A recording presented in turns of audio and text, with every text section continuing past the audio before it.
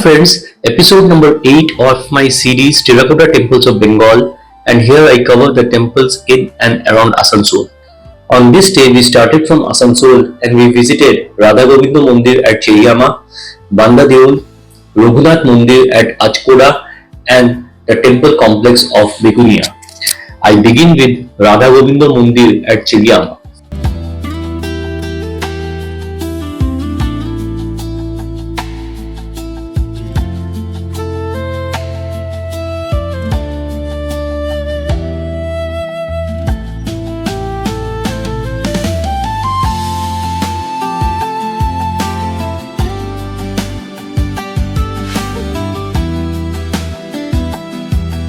Cheliyama is a big village on Ahilyabai Road in Raghunath block and the headquarters of that block. The village contains the temple most richly decorated with terracottas in Purulia district and one of the few surviving from the 17th century in West Bengal.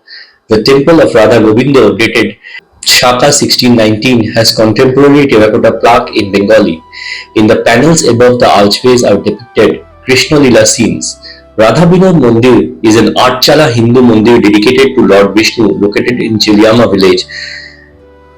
The temple is situated in the banks of Damodar river. The temple was built in 1698 CE as per the foundation inscription at the temple. The temple stands over a raised platform. The temple consists of a sanctum and a veranda with triple arched entrance. The facade external walls and columns are decorated with rich terracotta ornamentation depicting social life, floral motifs and geometric patterns. A beautiful depiction of Lord Rama confronting Ravana, their huge war chariots with monkeys and demons joining in the fray. The Radha Binod Mandir is situated in a very congested locality surrounded by houses but is worth visiting. The vehicle can be parked in the road outside the houses.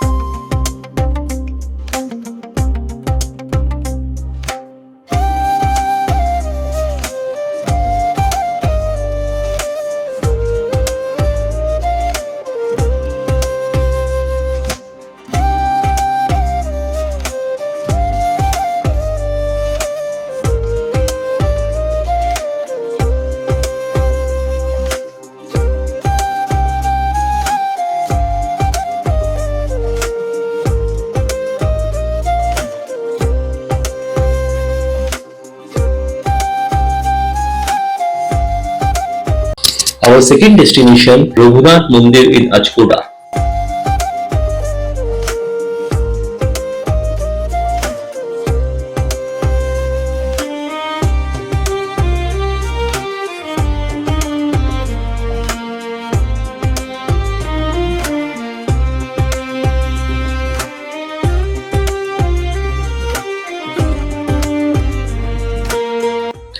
Achkoda, sometimes spelled Anchkoda, is a village in the Neturia CD block in Raghunathpur subdivision of the Purulia district in West Bengal.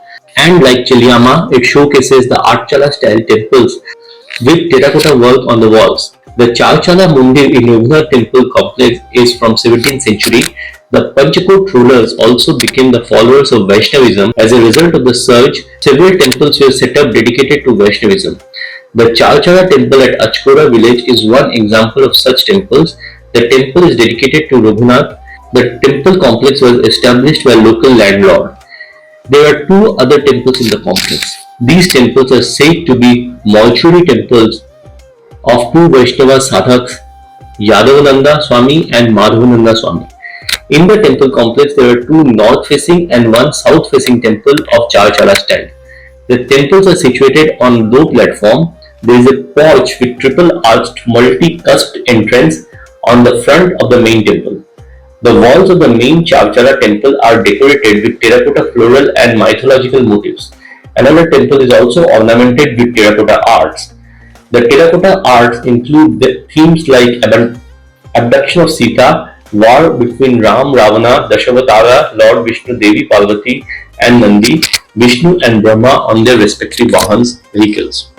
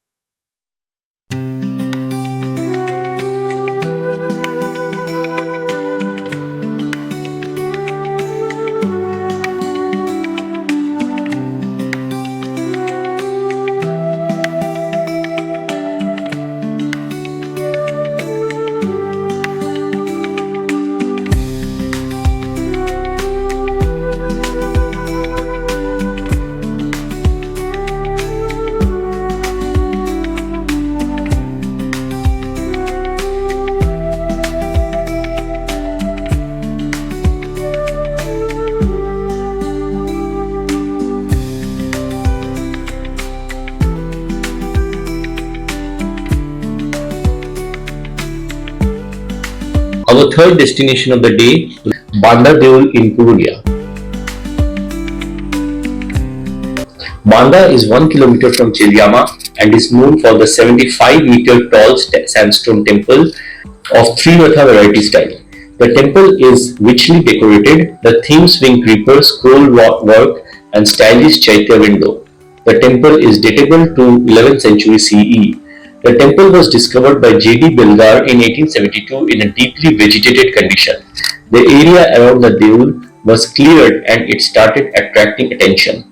It is not clear whether it was a Hindu or a Jain temple. The ground plan is star-shaped. Internally, the cella is square with a rectangular mukhamandapa. The temple consists of a single cell and it once had a mandapa. The structure stands on a square base length 14 feet. The temple has a mandapa which has largely collapsed. However, 8 pillars are still there supporting the cross beams. The temple has a water outlet with makara head. The stones at the base are pitcher-shaped and are placed one above another with minimum cementing material. The Banda Deul is topped with a decorative spire which in turn is crowned with a lotus-shaped finial. Historical records suggest that during the 10th to 13th century, a flourishing Jain settlement flourished in western part of West Bengal, covering the present districts of Purulia, Bankura and Jhargram. During this period, they have built numerous brick and stone temples following the Odia Deul style architecture. Today, like many other temples of Purulia with abundant Banda Deul stands as a mute witness to the glorious Jain heritage of the western part of West Bengal. Our final destination, Begunia Temple Complex in Barakar. Barakar is approximately 230 km northwest of Kolkata. The temple complex is easily accessible by road off National Highway 19 and is just a short distance from the Barakar railway station. The Begunia temples, also known as Begunia group of temples, are a cluster of ancient stone shrines located in Barakar in the Paschim Bardhaman district of West Bengal. Situated on the banks of Barakar river, these 9th century monuments are famous for their unique Rekha Deul architecture and intricate carvings. Originally, there were 5 temples, but only 4 remains at present. The temples are not specifically numbered by Archaeological Survey of India, so the temple on the southern side is considered number 1 and that on the northern side as number 2. They are the finest existing examples of their type. Built during the Pala dynasty, these temples are among the earliest examples of Nagara-style temple architecture in Bengal. The site originally consisted of 4 prominent stone temples, with the largest and the oldest dedicated to Lord Shiva.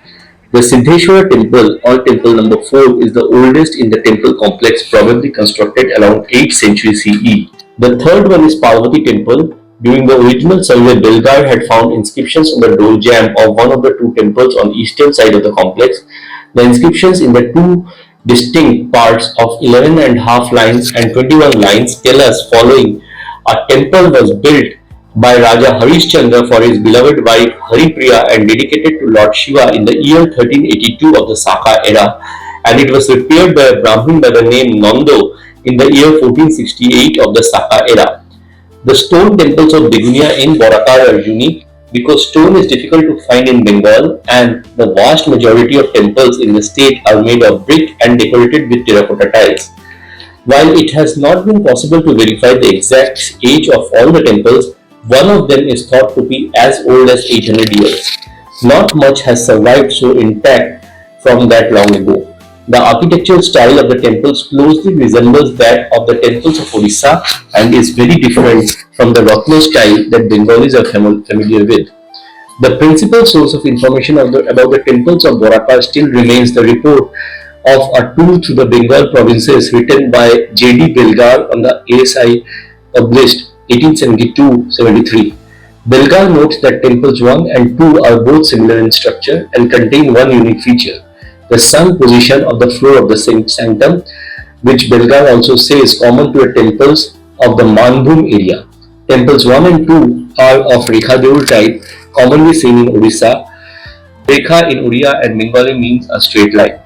Stone flooring in front of both the temples suggests that there may have been some sort of chamber in front of the temple's entrance at one point, but it doesn't seem like to be a large structure such as Jagan Mohini. There is a stone Nandi in front of each of the temples.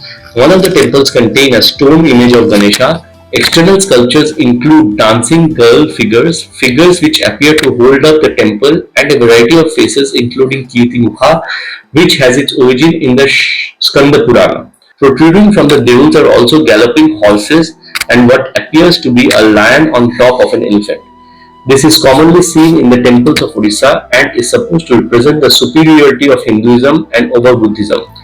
The shikhara or tower of the temples is topped by a circular disc known as amalaka, which in turn is topped by kalasha or pot with a large base. Temple number 4 is similar to temple number 2 and 3 in the sense that it is also a deul, but it is dissimilar in number of ways as well. There is no evidence of a mandapa or any structure in front of sanctum, sanctorum or garbhagriha here. The ornamentation in this case is also much more plain and lacks the human figurines seen in temples 1 and 2. This temple faces west. The object of worship, Bilga writes, is a figure of a fish lying flat, serving as an argha to 5 lingam holes cut in it. Temple 5 adjacent to 4 is significantly different from other 3 extant temples in architectural style. The shikhara or tower in this case is much lower. At the top of the 4 corners of the shikhara are 4 animal figurines facing outward. The carvings appear to depict mythological scenes, though several kirtimukhas are also present. The shikhara is topped by a very large amalaka or disc, which is topped by what appears to be a very plain stone cylinder. The temple may have had a metal trishula, Lord Shiva's trident on top of the point. Above the entrance of the sanctum there is a sculpture of Lord Shiva seated in the lotus position with a snake on his right. He is flanked by 2 other figures, one female and one male. Decayed sculptures of Shiva with his consort appear between each of the animal figures or the shikhara. Temple number 5 is also the only temple to have a mantapa, although this seems to have been added later on.